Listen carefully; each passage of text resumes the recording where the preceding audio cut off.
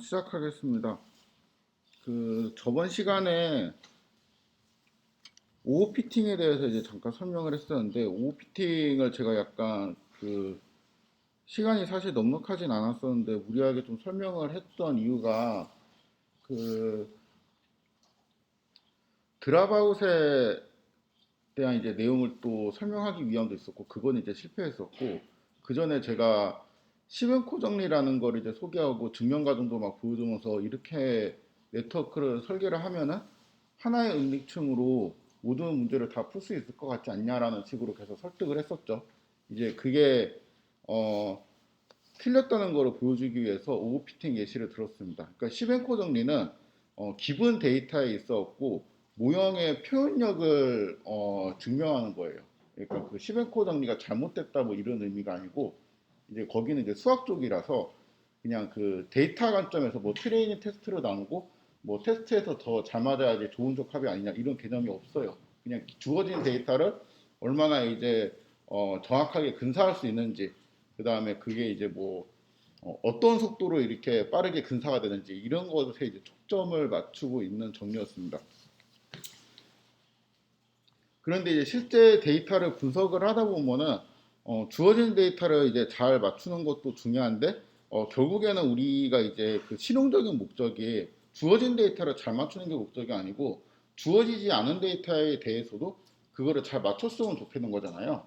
예, 그래서 결국에는 제가 이제 예로 들었는데 이제 저번에 했던 예제를 조금 복습을 하면은 제가 오늘 그 세팅이 좀 정리가 안 돼가지고 계속 커널을 못 띄우고 있어요. 거기 여러분들이 이거 제 노트로 공유할 수 있는.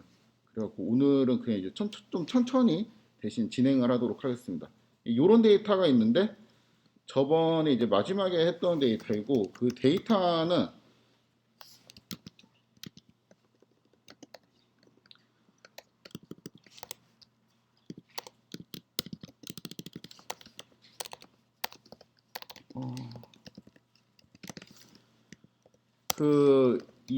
뭐 제가 굳이 모델이라고 쓰기도 뭐하긴 한데 이제 모델이라고 하는 게 그 yi가 0 곱하기 xi 플러스 입실론 i였죠. 그리고 이 입실론 i는 오차였습니다. 그러니까 x에서 y로 가는 뭔가 이제 규칙이라던가 y를 예측할 수 있는 어떠한 패턴도 없다는 의미예요. 그냥 얘는 그냥 정규 분포에서 뽑았으니까 패턴을 예측할 수 있으면 랜덤이 아니겠죠. 근데 우리가 이제 뭐 예를 들었고 어떤 증권사에 취업을 했다고 가정했을 때 이제 주식 자료가 이렇게 생긴 경우가 생각보다 그러니까 많이 있거든요. 그러니까 얼핏 봐서는 이게 랜덤인지 여기에 어떠한 이 패턴이 존재하는지 알 수 없습니다. 그래가지고 이 아마 이렇게 주문을 하겠죠. 패턴이 존재한다면 패턴을 찾아가지고 나한테 알려줘라. 그리고 존재하지 않으면 그냥 존재하지 않는다라고 알려줘라고 이제 주문을 하겠죠. 그 이제 주문상에 이제 맞추기 위해 가지고 우리가 이제 배운 대로 모든 데이터를 사용해서 적합을 해보도록 하겠습니다. 512개의 노드를 썼고 그 다음에 렐루를 쓸 거고 f폭을 제가 아마 1000으로 설정을 했을 겁니다. 네트워크를 만들고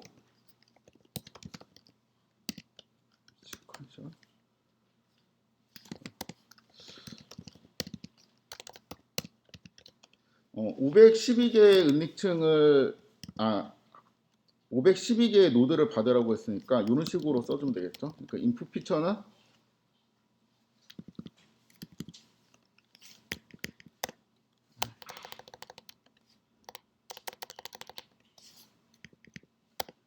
얘는 이제 x의 쉐입이니까 1이 되고 그 다음에 아웃풋은 512 이렇게 리니어를 한번 받아주고 그 다음에는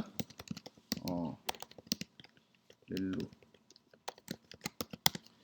그러니까 그 노드스를 좀 제가 충분하게 썼죠. 512개 정도면 이제 많이 충분하게 쓴 편인데 데이터가 100개밖에 없잖아요. 근데 이제 그 시멘코 정리가 이제 성립한다고 생각을 하고 잘 맞추는 게 목적이다. 이렇게 이제 생각을 처음에 할 수가 있으니까.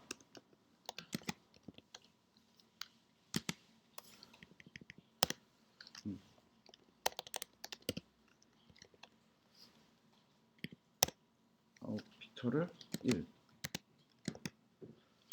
이런 식으로 잡아두고 로스 펑션을 MSE로 잡아야 되겠죠. 왜냐하면 이제 y가 0 또는 1로만 이루어진 건 아니니까. 0 또는 1로만 이루어져 있다면은 BC 로스를 잡아야 되겠죠. 그 다음에 옵티마이저를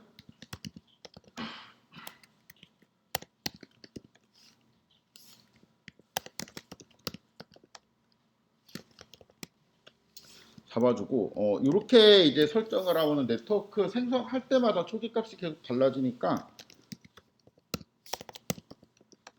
시드를 1로 고정을 하도록 하겠습니다.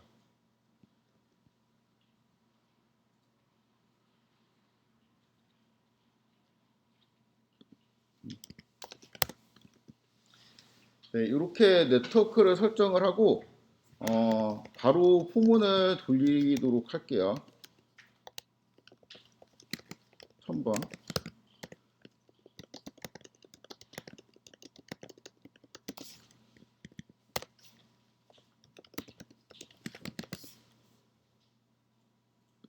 여기는 로스.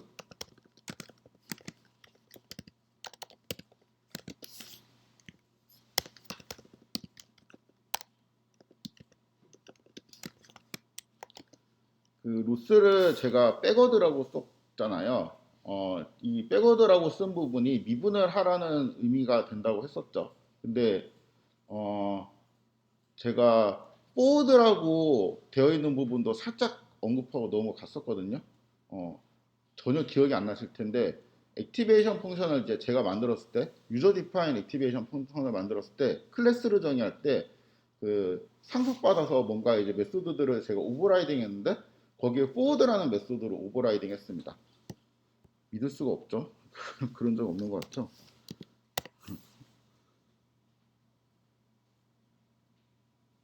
그냥 이거 잠깐 설명하고는 제가 원래 오늘 역전파까지 다 설명을 하려고 그랬는데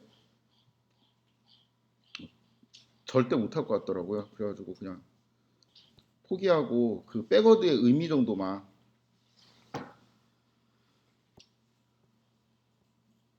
여기 있죠, 여기. 여기에 이제 forward라고 있습니다. 그러니까 forward하고 backward가 여기에 우연히 이름이 이렇게 되어 있는 거 아니고 우리가 그 요 네트워크는 순방향 네트워크, 그러니까 순방향으로 지금 이동을 하는 건데 여기서 말하는 순방향이라는 거는 x에서 시작해갖고 y로 가는 그 과정이에요.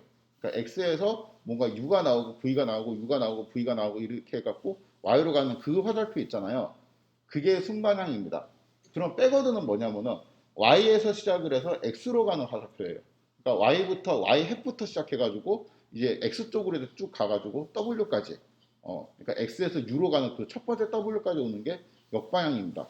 그 역방향이 일단 순방향은 우리가 알아야 될 필요가 있죠. 왜냐하면 순방향은 y 헵을 구하기 위해서. 역방향은 왜 중요하냐면은 나중에 이제 미분 계산을 할 때 이게 합성함수의 미분꼴이니까 미분하는 게 쉽지가 않거든요. 그래갖고 체인룰이라는 걸 사용합니다. 그 체인룰을 이제 계산을 하면은 맨 뒤쪽에 있는 그 계산 결과부터 앞쪽으로 순차적으로 오게 되어 있어요. 그래서 이게 하나는 순방향이고 하나는 역방향이다 해서 메소드를 포워드 그 다음에 이제 백워드 이런 식으로 정의를 했습니다. 아무튼 이거는 이제 백워드의 의미를 조금 상상을 하면은 로스부터 시작해갖고, 그러니까 x에서 시작해서 y햇이 나오고 y햇이 이제 들어가서 로스까지 계산이 됐잖아요. 백워드는 로스에서 시작해갖고 쭉 들어가서 이제 w까지 오는 그 과정이 이제 백워드가 되면서 미분값이 계산이 돼요. 아무튼 여기는 이제 미분이 계산되는 부분이고.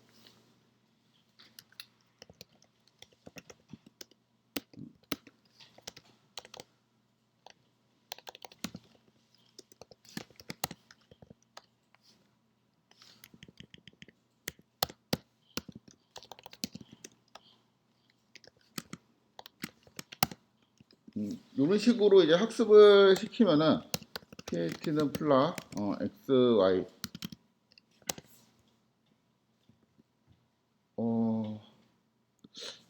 되게 느리네.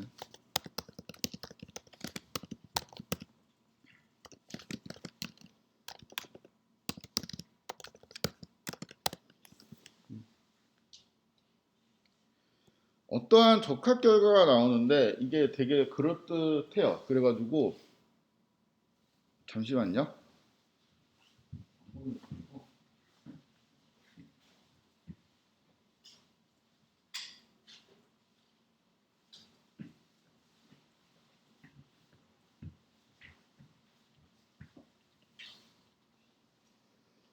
그래서 이제 제가 저번 시간에 이제 이야기했던 대로 이러한 이제 주황색 추세선이 있었고 뭐 증가하는 추세가 있고 이게 감소하다가 이 에러 타면서 뭔가 이제 패턴을 찾으면서 누군가가 이제 설명을 막 했다고 칩시다. 여러분의 이제 경쟁자 이렇게 막 설명을 했어요. 근데 여러분들이 딱 데이터를 보니까 통계학과 출신이나 뭐 이제 좀 통계를 배운 사람들이 보면은 이거 그냥 정규분포인 것 같기도 하거든요. 그래갖고 뭐 그런 테스트 하는 게 있잖아요. 그런 테스트를 해보니까 오차항이 그냥 독립인 것 같은데 이거 그냥 랜덤으로 뽑히는 것 같은데 라는 이제 느낌이 들어갖고 이거는 그냥 피팅을 할 때 이렇게 따라가면 안 되고 거의 이제 연근초로 피팅을 해야 된다라고 이제 주장을 했다고 칩시다. 그러면은 그 얘가 맞는지 연근초로 피팅하는 게 맞는지 모르잖아요. 그러니까 요 데이터를 가지고 싸우는 건 별로 의미가 없어요. 왜냐하면 이게 패턴이 있는 것 같지 않냐, 아니다, 없다 이런 식으로 해봤자 이제 결론이 나지 않으니까 테스트를 하는 거죠. 그러니까 데이터를 80개랑 이제 총 100개가 있는데 처음 80개를 가지고 적합을 해보고 나머지 20개에서 적합이 좀 더 잘 되는 방법이 우수한 방법이다. 이렇게 이제 룰을 정해놓고 거기에 맞게 데이터를 학습을 한 다음에 적합을 시키는 겁니다.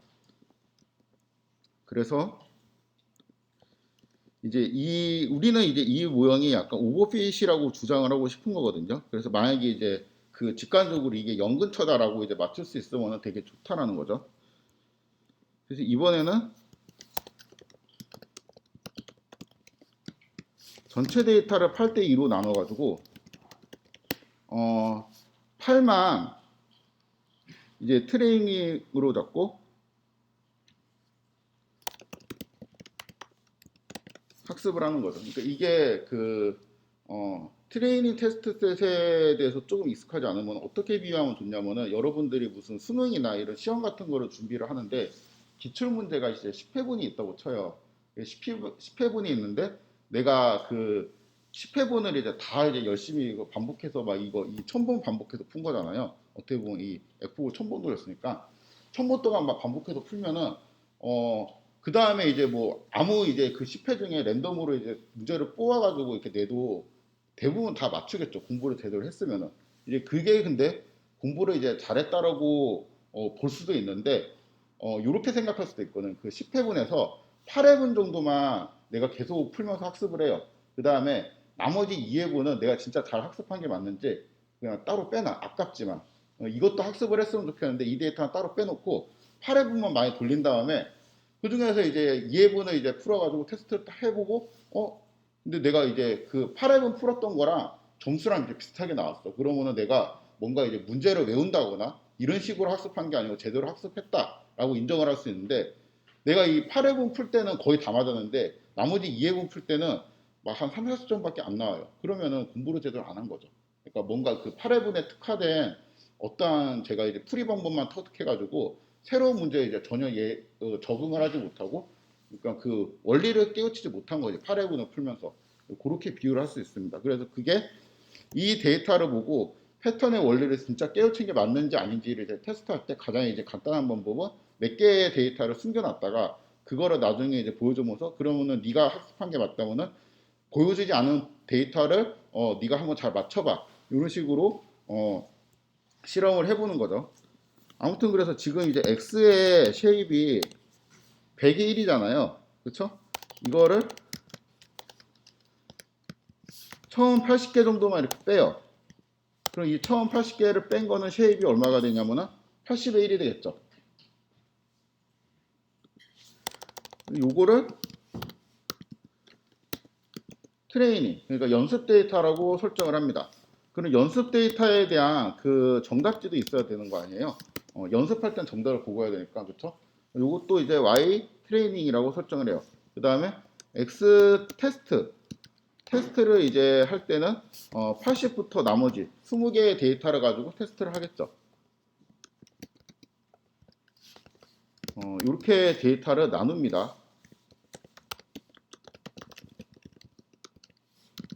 8대2로. 이렇게 데이터를 나누고 쉐입을 한번 살펴보면은 X의 쉐입은 100의 1이죠. 그 다음에 XTR의 쉐입은 그러면은 뭐가 되지? 80의 1이 되겠죠. 그리고 X 테스트의 쉐입은 20의 1이 될 거고, 똑같은 논리로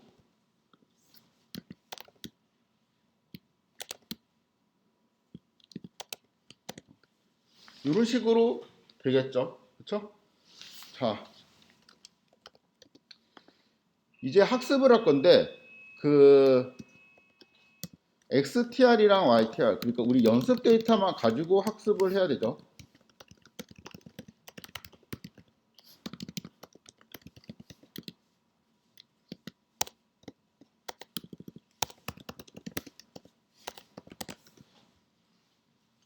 이것만 가지고 이제 네트워크를 학습을 시켜야 되는데,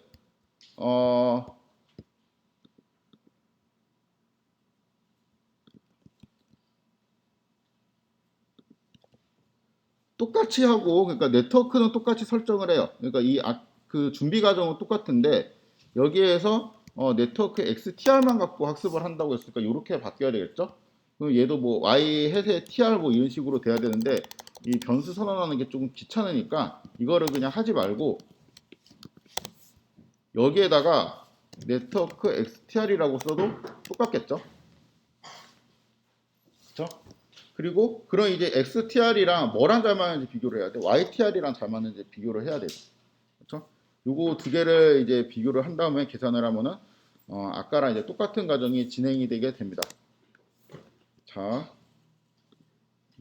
여기에서 좀 빼먹었는데 그림을 그려보면은 여기 이게 얘가 지금 진짜 큰일 났네. 왜 이렇게 느려? 얘가 전체 그림이고요. 요렇게 하면은 트레이닝만 그려지게 되고,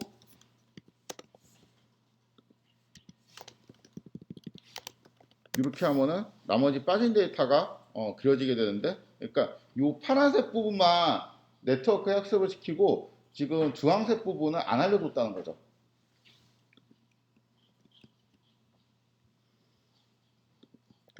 맞춰보라고 했고, 이거는 그냥 데이터를 그대로 플랫한 건데 제가 이제 어떻게 나눴는지 나눈 부분만 이제 색깔로 구분을 한 거고, 우리가 적합시킨 결과는 XTR이랑 네트워크 XTR 이 문제를 이제 그러니까 8회분 기출을 이제 풀었을 때 그 8회분 기출을 이제 얼마만큼 잘 풀었는지에 대한 결과를 시각화하면은 다음과 같겠죠.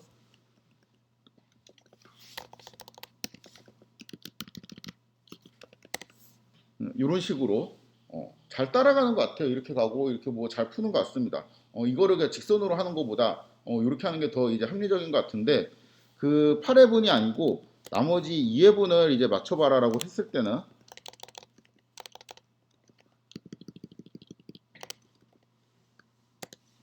이렇게 된다는 거죠.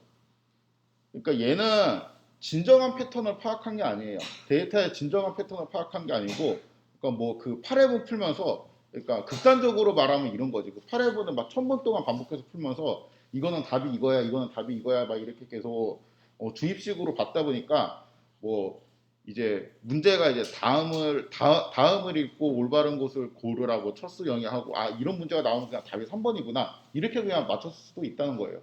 그러니까 이거를 문제를 이해해 가지고 뭔가 개념을 이해해서 푸는 게 아니고, 그러니까 데이터의 언더라잉을 이해한 게 아니고 그냥 데이터를 보고 x하고 y로 가는 그 정답 규칙을 그냥 다 외워버렸다라고 이제 생각을 할 수도 있죠.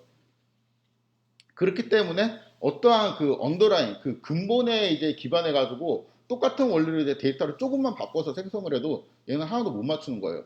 마치 이제 뭐 이거 시험에 나옵니다 해갖고 왜 시험 문제를 이렇게 다 이제 제가 이제 예상 문제를 뿌리면은 그것만 이제 달다 외워갖고 그거 답은 이거 이렇게 했는데 조금만 바꿔도 내가 이제 원리를 이해하지 못하면은 테스트에서는 풀 수가 없잖아요.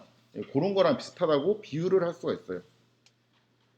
지금 요 코드는 X가 이제 80개, 처음 80개만 하고 처음 80개에 대한 예측, 그 다음에 나머지 20개를 놓고 나머지 20개에 대한 예측인데 사실 이게 요렇게 써도 결과는 그림은 똑같이 나오겠죠?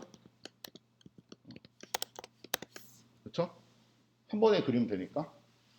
그러니까 결국에는 이 네트워크를 그러니까 네트워크는 X에서 Y로 가는 어떤 규칙 원리 같은 거를 이제 정의해 놓은 그러한 이제 집합체라고 볼 수 있는데 그 집합체를 이제 전체 데이터를 넣었을 때 내가 이제 보여준 데이터에 대해서는 어느 정도 이제 패턴을 찾아가면서 따라가는 듯 보이지만 언신 데이터에 대해서는 완전히 이제 엉망이다. 이게 오버피팅의 징조라고 그러니까 볼 수 있죠. 그리고 요거는 이제 트레이닝이랑 테스트를 나눠갖고 내가 진짜 돌려봐가지고 네가 오버피팅인지 아닌지 이렇게 그럼 한번 보자 하는 좀 정확한 방법이고 그냥 제가 이제 그 통계학과 그 짬밥으로 약간 그 야매까지는 아니고 그냥 직관적으로 볼 수 있는 게 피팅을 이렇게 딱 했는데 데이터를 좀 너무 이렇게 따라가는 것 같잖아요. 특히 요런 부분.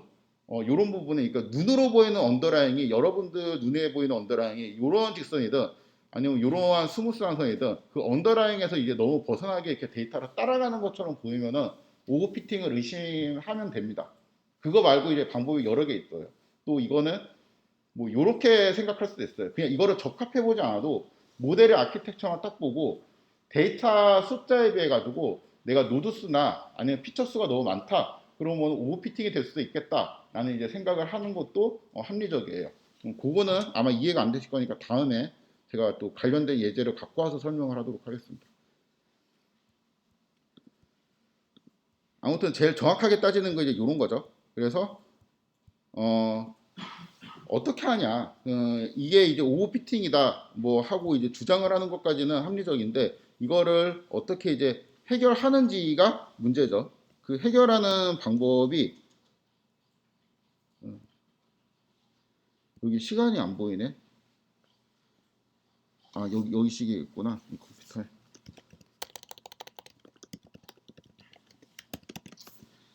드랍아웃이라는 거를 쓰면 됩니다. 일단은 그냥 결론만 말씀을 드릴게요. 얘를 해결하고 싶은 거잖아요. 얘가 이렇게 적합되는 거를 해결을 하고 싶은 거잖아. 어. 여기에서 아키텍처를 설계할 때 이 렐루 다음에 하나를 추가하면 돼요. 토치 nn 드랍아웃 0.8 요 레이어를 한 장 추가를 해줍니다. 그 다음에 학습을 시키면은 해결이 돼요.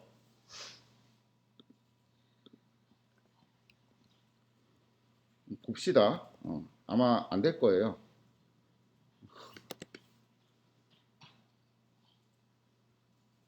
더 오버피팅인데? 그쵸? 데이터를 더 따라가는데? 안 되죠? 된다며. 그쵸? 이상하다. 이럴 리가 없는데? 하고 한 번 더 그려봅니다. 똑같은데? 아니다. 좀 다르죠? 그쵸? 이거 왜 그릴 때마다 달라지지? 이게 일단 맞든 틀리든 중요한 게 아니고 그러니까 뭔가 좀 잘못됐다라고 느껴지는 게 이게 그릴 때마다 달라지면 안 되잖아. 그러니까 네트워크에 이제 저장된 값은 똑같은 값이 있을 테니까 네트워크 X의 아웃풋은 똑같은 값이 항상 나와야지 이게 그릴 때마다 달라지면 안 돼요. 결국에는 요거는 이제 학습은 제대로 했는데 이 적합을 그림을 좀 잘못 그린 거고 올바르게 이제 그림을 그리는 방법을 소개를 하도록 하겠습니다. 요건 이제 오피팅의 해결 방법.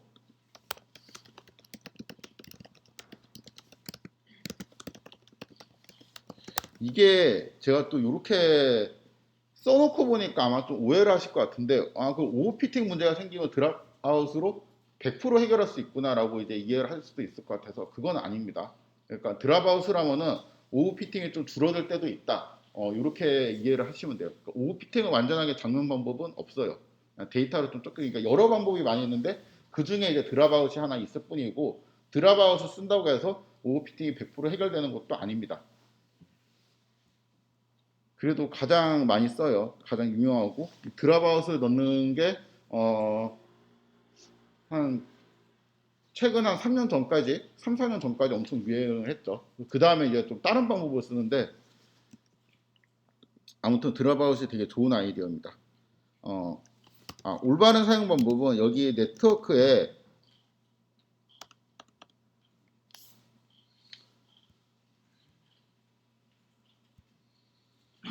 이거 이렇게 느릴 수가 있나? 잠깐만.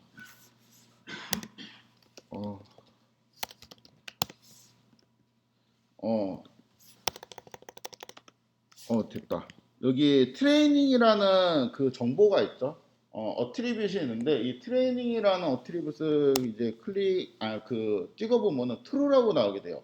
이거는 그 학습하고 있는 모드 상태가 true라는 겁니다. 그러니까 쉽게 말하면 이 네트워크는 학습 모드라는 거예요. 근데 내가 여기에서 이 네트워크를 이런 메소드를 쓰면은 평가 모드로 전환을 하라는 의미가 됩니다. 네트워크가. 지금 무슨 말인지 하나도 모르겠죠?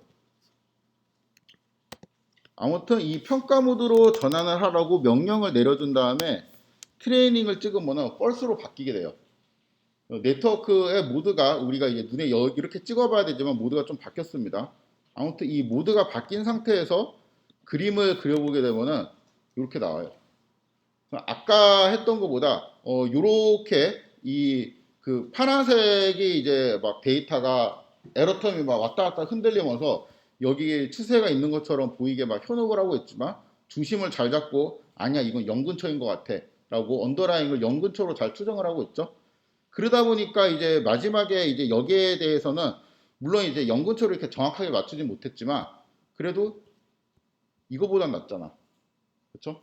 이거보다 훨씬 낫죠. 그래갖고 아마 여기에서 그 MSE 로스를 계산한다는 거는 여기 있는 검정색 점선이랑 파란색 그 점 사이에 차이를 계산한 다음에 제곱을 한 다음에 이걸 다 더하는 꼴이잖아요. 그럼 트레이닝 데이터, 그러니까 파란색 데이터만 놓고 한정해서 봤을 때 여기에 있는 MSE하고 여기에 있는 MSE는 여기에 있는 MSE가 더 커요. 이거는 데이터를 점선이 데이터에 근접하게 따라갈수록 MSE는 작게 나와요. 수치상으로. 그렇죠? 근데 테스트에 있는 MSE는 여기에 있는 게 훨씬 크고 오히려 이쪽에 있는 게 더 작죠. 그렇죠? 그래서 그 이제 잘했냐 잘못했냐를 따질 때 트레이닝에서 이제 MSE가 이제 뭐 높은지 낮은지 이제 그거보다 테스트에서 MSE가 낮은 게 이제 더 의미가 있다. 그래서 테스트 MSE를 더 이제 낮게 만드는 게 의미가 있는 모형이다. 이렇게 이제 해석을 할 수 있죠. 우리 모의고사로 또 비유를 하면은 그 8회분 기출을 막 이제 계속 돌려서 풀었는데 한 뭐 85점 정도 나왔습니다. 그리고 실제 시험을 봤는데 80점 정도 나왔어요. 근데 어떤 이제 학생은 8회분 기출에서 100점이 나왔고 실제 시험에서는 60점이 나왔어요. 그러면은 그 60점 나온 애가 그냥 잘못한 거라는 의미입니다. 트레이닝에서 얼마나 높은 점수가 나오는지 그거 이제 별로 중요하지 않고 OPT인지 이제 보기 위해서는 그 언신 데이터를 얼마나 잘 맞추는지를 평가를 해야 되겠죠.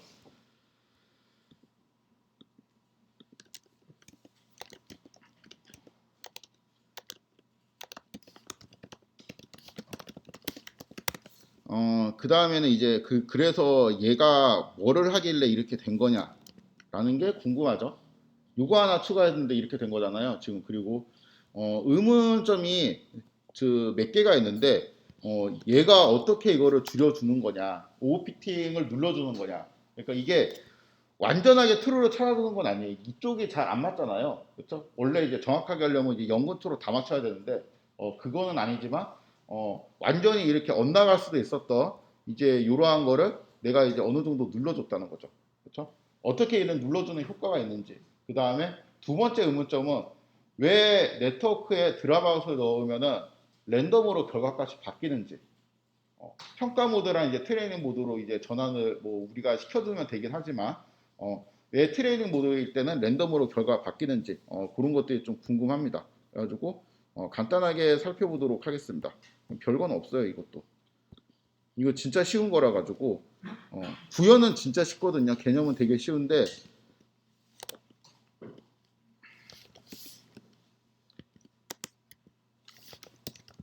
이게 왜 됐는지 이해하는 거는 사실 좀 어려워요.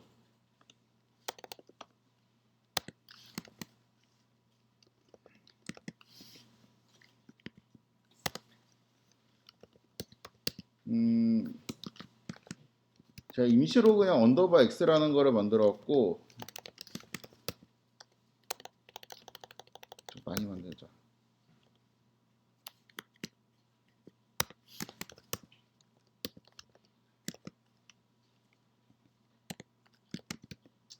이렇게 하면 이제 언더바 x에는 0, 그 다음에 0.1, 0.2 이런 식으로 순서대로 해가지고 1까지. 그래서 총 101개의 자료가 있게 되죠. 그 다음에 요거는 제가 드랍아웃 레이어를 따로 빼가지고 만들었습니다. 그래서 이 x를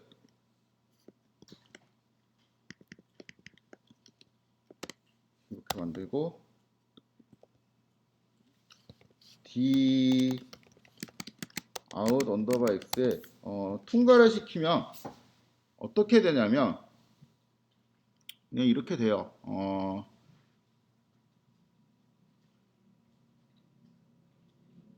0.9로 해야 되겠다. 계산이 되게 헷갈리네. 이렇게 됩니다. 어떤 거 같냐면은 지금 여기에 있는 x들 중에 몇 개가 랜덤하게 빵으로 그냥 바뀌었어요. 그쵸? 그리고 두 번째 특징은 뭐냐면은 살아남은 애들 중 있죠. 그러니까 뭐 요런 거는 이제 살아남아가지고 밑에서 지금 하나, 둘, 셋, 네 번째잖아. 살아남아서 얘가 됐죠. 살아남은 거 값이 어떻게 됐지? 10배가 됐죠, 10배.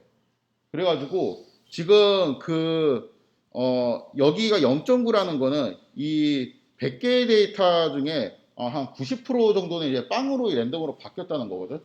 근데 살아남은 애들은 값이 10배로 다 키워졌어요. 그러면은 여기 있는 데이터의 총합이랑 여기 있는 데이터의 총합은 비슷하겠죠. 그렇죠? 그러니까 총합은 유지되면서 몇 개의 그 입력값을 랜덤으로 그냥 빵으로 만들어져요. 요거는 할 때마다 빵이 되는 애가 다르거든요. 지금 이제 7이 살아남았잖아. 근데 다음에는 7이 죽을 수도 있어. 그쵸? 이번에 6이 살아남고 7이 죽었죠. 이런 식으로 할 때마다 랜덤으로 이제 빵으로 만들어줍니다. 네트워크를 통과할 때마다 이게 랜덤으로 빵이 된다는 거죠.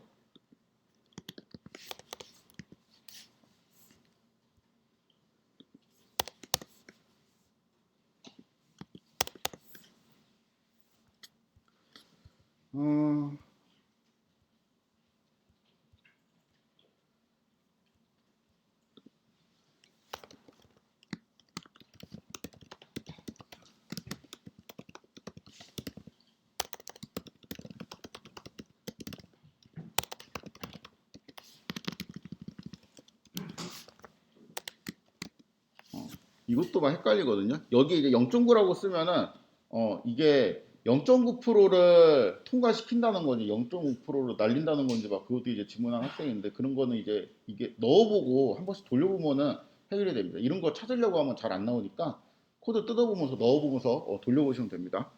아무튼 이 0.9라고 쓰면은 90%가 빵이 된다는 의미예요. 어,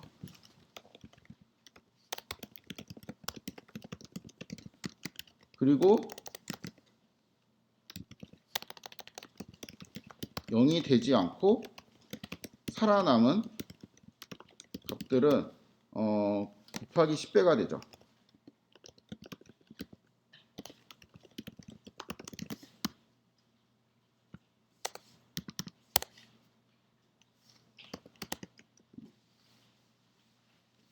이러한 효과가 있습니다.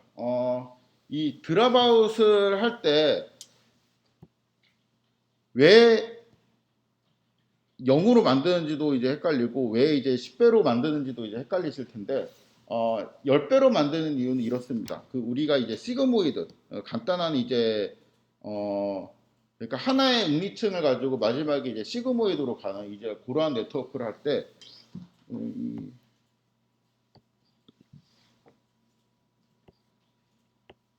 이게 패드가 없으니까 그립을 그릴 수 없어가지고.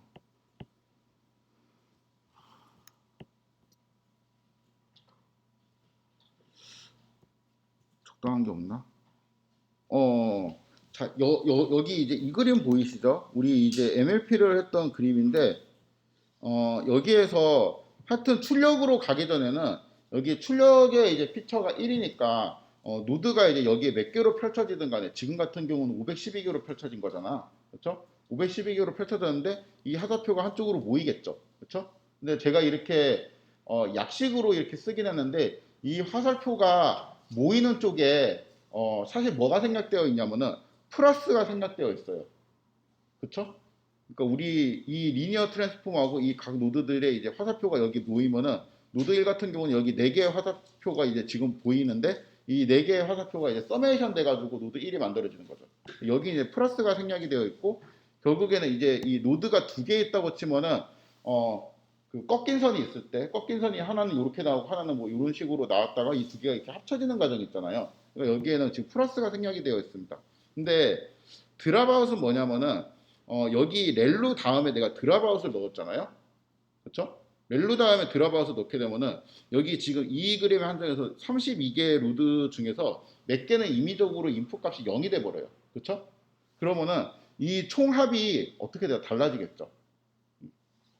그렇죠? 드랍아웃을 하기 전이랑 하고 난 다음이랑 총합이 달라지면 무슨 일이 생기냐면은 여기에 이제 y가 이제 이렇게 그냥 하나의 동그라미로 되어 있는데 이게 사실은 엄밀하게 말하면 두 개의 동그라미가 이제 결합이 된 형태로 볼 수 있다고 했고 이 두 개의 동그라미는 u하고 v하고 분리가 되어 있는데 u라는 거는 이 리니어 트랜스폼의 결과들을 서메이션으로 받아가지고 저장을 해놓는 데고 그다음 v는 u를 시그모이드 치환해라고 했죠. 근데 저번에 이제 제가 이제 설명할 때 보면은 그 u라는 애가 이제 값이 한 20이나 뭐 한 25 정도만 돼도 시그모이드를 취할 때 이제 익스포넨셜이라는 걸 취하게 되는데 익스포넨셜을 취하면은 값이 그냥 확 터져버린다고요. 그래가지고 이 그 u라는 값이 그 절대적인 값이 얼마인지가 되게 중요하고 그 절대적인 그 서메이션 값 있죠. 그거를 일정하게 좀 유지를 해주는 게 학습에 굉장한 안정성을 줍니다. 그렇기 때문에 결국에는 이제 드랍아웃을 할 때하고 하지 않을 때하고 서메이션 값을 이제 좀 똑같이 유지를 하고 있고 왜냐하면 우리가 지금 학습을 할 때는 임의로 내가 랜덤으로 몇 개를 빵으로 팍팍팍 만들면서 하는데 평가를 할 때는 랜덤성이 이제 없는 상태에서 평가를 해야지 적합이 잘 합리적인 곡선이 나왔었잖아요. 그걸 생각해 보면 평가할 때는 모든 노드를 이제 켜져 있는 상태, 그러니까 임의로 빵으로 만들지 않은 상태에서 내가 평가를 한다는 건데 내가 임의로 그냥 빵을 만든 상태에서 학습을 시켜 놓고 그쵸? 90%를 다 빵으로 만들어 놓고 나머지 이제 평가할 때는 모든 노드를 다 킨 다음에 평가를 해버리면은 이 서메이션 값이 대략 몇 배 정도가 커지겠어요? 10배 정도가 커질 거 아니야. 그쵸? 90개가 꺼져 있던 게 한번 이제 다 켜지니까 그런 이제 현상이 있으면은 여기에는 y 핵 값이 불안정하게 되니까 그거를 미리 대비해 가지고 미리 처음부터 학습할 때 얘를 10배만큼 키워놓고 그 다음에 드랍아웃을 나중에 없앴을 때도 그 총합이 유지되게끔 하는 로직이 이 로직입니다. 그래서 다 했어 이제. 드랍아웃 레이어가 조금 이제 이해하기가 좀 힘든데 그냥 간단하게 말로 정리를 하면 이거는 오늘 다 이해할 수 없어요. 그냥 이 딱 구현되는 것만 이해하고 어떻게 동작하는지만 정확하게 하고 이렇게 동작하니까 왜 그런 일이 생기는구나라는 거는 아마 수업 그러니까 이 학기 끝날 때까지 조금씩 제가 알려드릴 겁니다. 일단 구조는 드랍아웃 레이어라는 거는 입력이 일단 들어가고 그 다음에 드랍아웃 레이어를 통과를 해서 출력이 나오는 구조죠. 뭐 이거 당연한 소리라고 했지? 네, 간단한 구조입니다. 그리고 역할도 되게 간단해, 사실. 역할이 이제 두 개의 역할이 있는데, 입력의 일부를 임의로 0으로 혹시 랜덤 포레스트 배우신 분 없어요?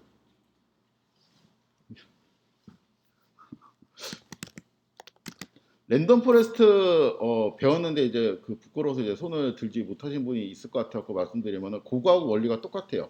그러니까 랜덤 포레스트가 입으로 몇 개의 그 변수들을 날려가면서 이제 학습을 하고 마지막에 싹 모으는 역할을 하잖아요.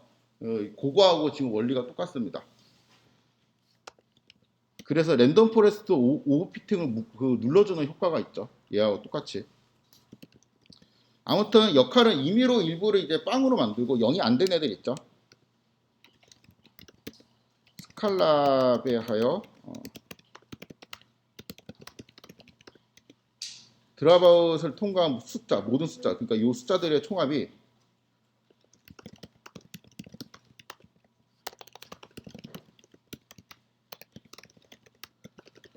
조정해주는 역할. 이거 두 개밖에 없습니다. 그리고 효과는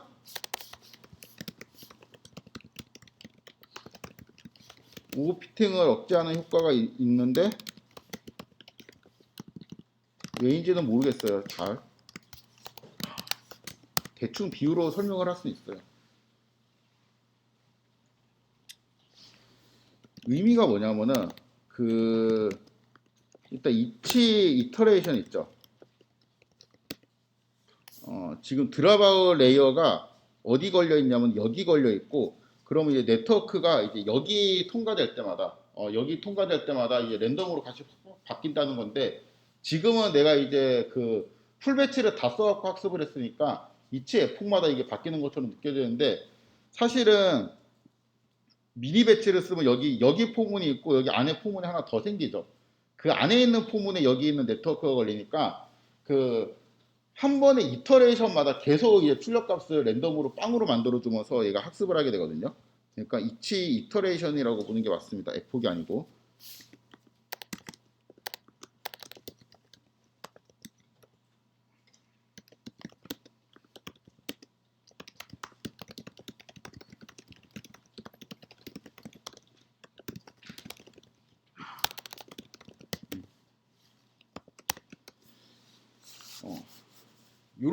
요런 의미가 되죠. 그렇죠?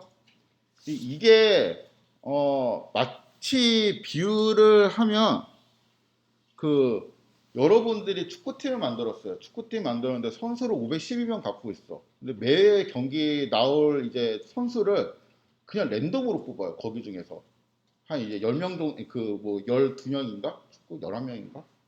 11명이죠.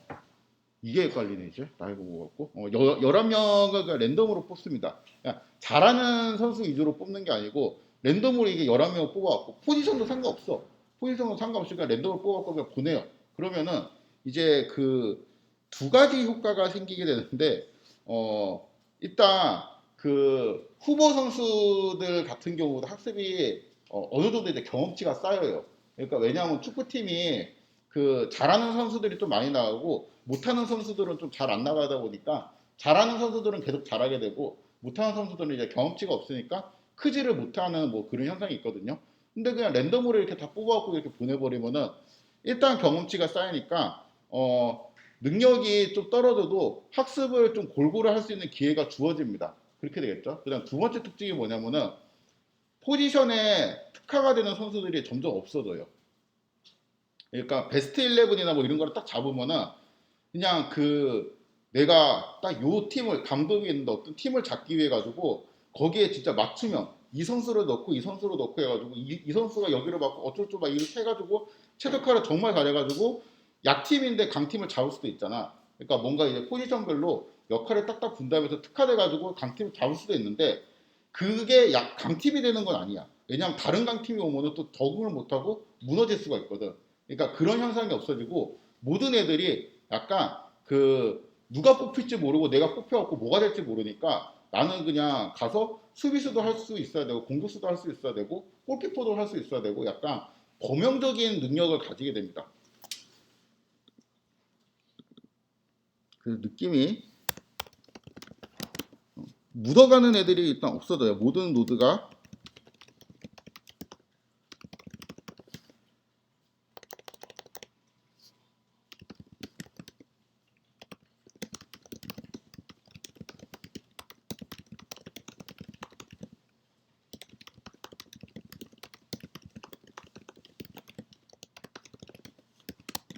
그러니까 이게 한두 개의 특화된 능력치가 개발될 리가 없죠. 내가 이제 공격 쓰긴 해도 내가 경기 나갈지 안 나갈지도 모르는데 내가 공격수인데 이제 경기 나가는데 나보다 이제 우연히 뽑힌 애들이 다 공격수야. 그럼 내가 골키퍼를 봐야 될 수도 있고 수비수를 봐야 될 수도 있으니까 전반적인 능력치가 골고루 좀 향상이 되는 효과가 있어요. 그러니까 이게 어, 1분 남았구나.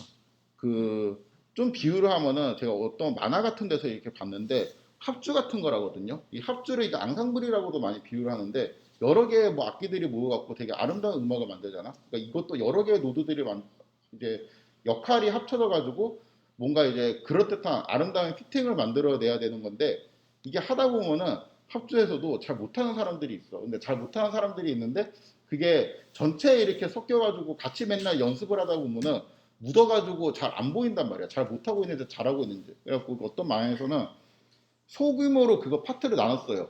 뭐 특정 악기 한 두세 개만 묶어가지고 곡을 연주하게 해보고 그냥 다른 악기 두세 개만 묶어서 곡을 연주하게 해보고 하면은 묻혀있던 게 이제 약간 좀 적나라하게 드러나면서 그게 이제 어느 부분에서 틀렸고 이런 것들이 이제 다 보완이 되면서 개개인들이 이제 소규모로 학습을 좀 더 이제 그럴듯하게 할 수 있게 되는데 그렇게 연습을 해도 결국에는 전체 합주 이제 콘서트에 나갈 때는 모든 악기들이 또 다 모여가지고 합주를 하잖아요. 그러니까 이게 지금 그거하고 되게 비슷한 방식입니다.